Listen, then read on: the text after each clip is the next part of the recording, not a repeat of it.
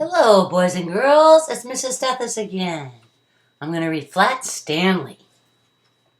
Breakfast was ready. I will go wake up the boys, Mrs. Lambchop said to her husband, George Lambchop. Just then, their younger son, Arthur, called from the bedroom. He shared with his brother, Stanley. Hey, come and look. Hey! Mr. and Mrs. Lambchop were both very much in favor of politeness. Hay is for horses, Arthur, not people, Mr. Lambchop said. Try to remember that. Excuse me, Arthur said, but look. He pointed to Stanley's bed. Across it lay the enormous bulletin board that Mr. Lambchop had given the boys a Christmas ago. It had fallen during the night on top of Stanley. But Stanley was not hurt. In fact, he would still have been sleeping if he had not been woken up by his brother's shout. What's going on here? He called out cheerfully from beneath the enormous board. Mr. and Mrs. Lambchop hurried to lift it from the bed. Heavens, said Mrs. Lambchop. Gosh, said Arthur, Stanley's flat. As a pancake, said Mr. Lambchop. Darndest thing I've ever seen. Let's all have some breakfast, then I'll take him to the doctor. So they go to the doctor, and the doctor measures him, and he's 4 foot tall, about 1 foot wide, and half an inch thick. When Stanley got used to being flat, he enjoyed it. He could go in and out of rooms, even when the door was closed, just by lying down and sliding through the crack. Mr. and Mrs. Lambchop thought it was silly. Arthur got jealous and tried to slide under, but he couldn't. Being flat was helpful. He was taking a walk with Mrs. Lambchop, and her ring rolled across the sidewalk and down between the bars of a grating that covered. Can you imagine going down a grate? I have an idea, Stanley said. His mother lowered him down, he got the ring, and brought it up. 2 policemen came by and stared at Mrs. Lambchop. She pretended not to notice them. What's the matter, lady? Is your yo-yo stuck? I'm not playing with a yo-yo. My son is at the other end of this lace, if you must know. Get the net, Harry. We got a cuckoo here. Just then Stanley came up. Hooray! And she got her ring. One day, Stanley got a letter from his friend. He was going to go to California, but it cost too much to send him by train or plane, so they put him in a letter and sent him. The next day, Mr. and Mrs. Lambchop slid him into the mailbox. Mrs. Lambchop was nervous because she had never left Stanley before, but he was fine. He came back home. Stanley told his family that he had been handled so carefully he never felt a single bump. Mr. Lambchop would always take his boys on walks, and he just had to roll up Stanley and carry him. He undid the string, and Stanley unrolled. How do you do? Stanley said. Nice to meet you, young fellow, he said to Mr. Lambchop. George, that boy's flat. Smart, too. Stanley's a 3rd from the top of his class. Pooey, said Arthur. That's my younger son, Arthur. He needs manners. Late that night, Mr. and Mrs. Lambchop heard a noise out in the living room. They found their son who was trying to stack up books so he can become flat like his brother. So then they went to the park, and Stanley became the kite. Arthur said, someday I will have a big kite and I will win a kite flying contest and be famous. You can fly me, Arthur, he said. Come on. So he attached the string to himself and gave Arthur the spool. And he went high, high, high, high, high, up into the sky. Stanley swooped right and then left. Nobody has ever flown the way Stanley Lambchop flew that day. After a while, people grew tired of watching, and Arthur got tired of running about. Stanley went right through. 3 boys came up to Arthur and invited him to join them for a hot dog. Arthur left the spool wedged in the fork of a tree. What do you think happened? The string got shorter and shorter, and he got tangled up. Stanley was upset with his brother. He didn't speak to his brother that evening, and at bedtime, even though Arthur had apologized, he was still upset. Now, so far he's gone down a grade, in a letter, was a kite. Now he's going to get hidden in a picture. Mr. and Mrs. O.J. Dart lived in the apartment above the lamb chops. Mr. Dart was an important man, the director of the famous Museum of Art. Stanley Lambchop had noticed in the elevator that Mr. Dart, who was ordinarily a cheerful man, had become quite gloomy.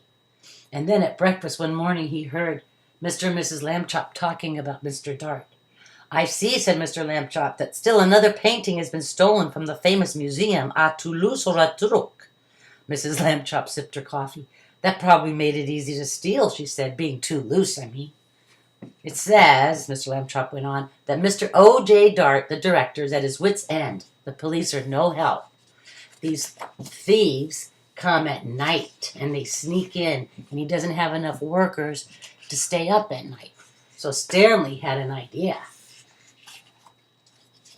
"Stanley," Mr. Dart said, "if your mother will give you permission, I will put you and your plan to work this very night." She said, "Okay." There was an empty picture frame on the opposite wall.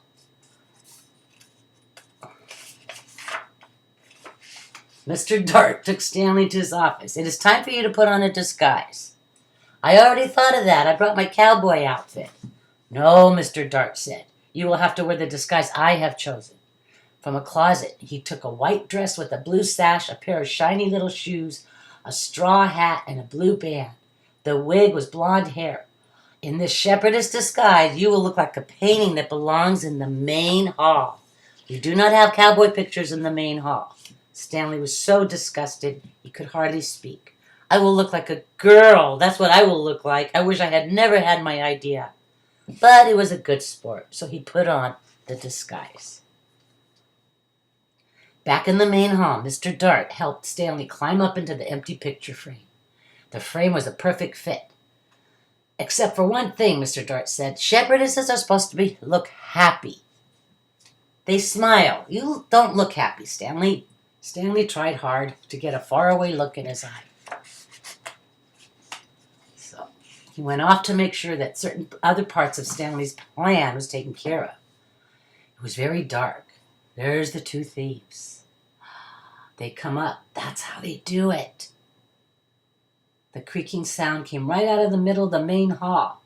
Stanley understood everything all at once. These must be the sneak thieves. They had a secret trapdoor entrance into the museum from outside. That was why they had never been caught. And now, tonight, they were back to steal the most expensive painting in the world. He held very still in his picture frame. "This is it, Max. This is where we art robbers pull a sensational job whilst the civilized community sleeps." "Right, Luther," said the old other man. "In all this great city, there's no one to suspicion us." "Ha, ha," thought Stanley Lambchop. "That's what you think." The sneak thieves put down their lantern and took the world's most expensive painting off the wall. "What would you do if anyone who tried to capture us, Max?" "We would kill him. What else?" That was enough to frighten Stanley, and he was even more frightened when Luther came over and stared at him. "This sheep girl. I thought sheep girls were supposed to smile, Max. This one looks scared." Just in time, Stanley managed to get a faraway look in his eyes. "You're crazy, Luther. She's smiling. What a pretty little thing she is."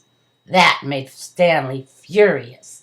He waited until the sneak thieves had turned back to the world's most expensive painting. Then he shouted in his loudest, most terrifying voice, "Police! Police! Mr. Dart, the sneak thieves are here!" The sneak thieves looked at each other. "Max," said the first one.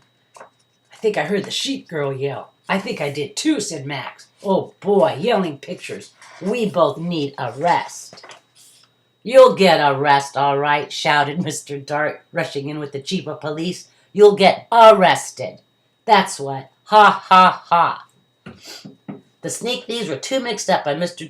Dart's joke and too frightened by the policeman to put up a fight. Before they knew it, they had been handcuffed and led away to jail. The next morning, in the office of the chief of police, Stanley Lambchop got a medal. The day after that, his picture was in all the newspapers. For a while, Stanley Lambchop was a famous name. Everywhere that Stanley went, people stared and pointed. But after a few weeks, he got tired of it. People were making fun of him. "Hello, Super Skinny," they would shout. Stanley told his parents how he felt. It's the other kids I mostly mind. They don't like me anymore because I'm different, flat. Shame on them, said Mrs. Lambchop. It is wrong to dislike people for their shapes. I know, only maybe it's impossible for everybody to like everybody. Later that night, Arthur Lambchop was woken up with the sound of crying. In the darkness, he crept across the room and knelt by Stanley's bed. Are you okay? He said. Go away, Stanley said. Don't be mad at me, Arthur said. You're still mad because I let you get tangled the day you were my kite, I guess. Skip it, will ya? I'm not mad. Go away. Please, let's be friends. Arthur couldn't help crying a little, too. Oh, Stanley, he said. Please tell me what's wrong. The thing is, I'm just not happy anymore. I'm tired of being flat. I want to be a regular shape again, like other people, but I'll have to go on being flat forever. It makes me sick. Oh, Stanley, don't talk about what I just said. I don't want my parents to get worried. That would only make it worse. You're brave, Arthur said. You really are. He took hold of Stanley's hand. The two brothers sat together in the darkness, being friends. Then, as though he wasn't even trying, Arthur had an idea. He jumped up and turned on the light and ran to the big storage box. Stanley sat up in bed to watch. Arthur flung aside a football, and then he said, Aha! An old bicycle pump. He held it up. Okay, Stanley said at last, but take it easy. He put the end of the long pump hose in his mouth and clamped his lips tightly about it so that no air could escape. I'll go slowly. If it hurts or anything, wiggle your hands at me. He began to pump and pump. At first nothing happened. Then, suddenly, Stanley's top half began to swell. It's working, it's working. Stanley spread his arms so that the air could get around inside. The buttons of the pajama top burst off. Pop, pop, pop. Arthur stopped pumping. It's like trying to do the very last bit of those long balloons. Maybe a shake would help. Stanley shook his foot, and with a little whooshing sound, it swelled out to match the left one.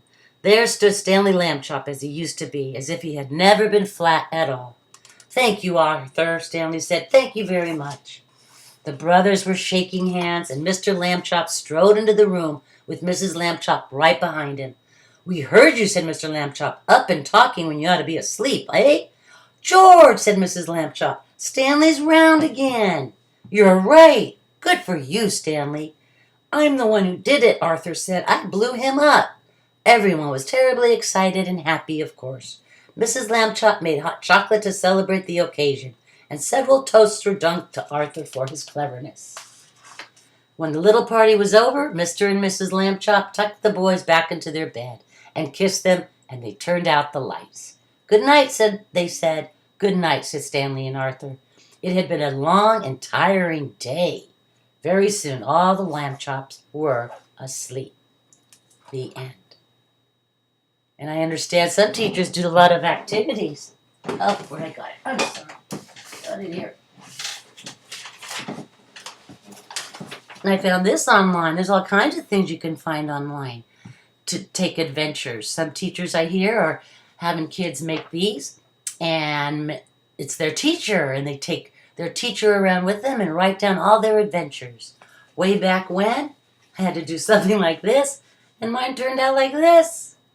I dressed mine as my cultural. There's Mrs.Stathis, flat Mrs.Stathis, as a Greek. Anyway, thank you, boys and girls. Have a great day. Don't forget to like and subscribe to my page. Bye-bye.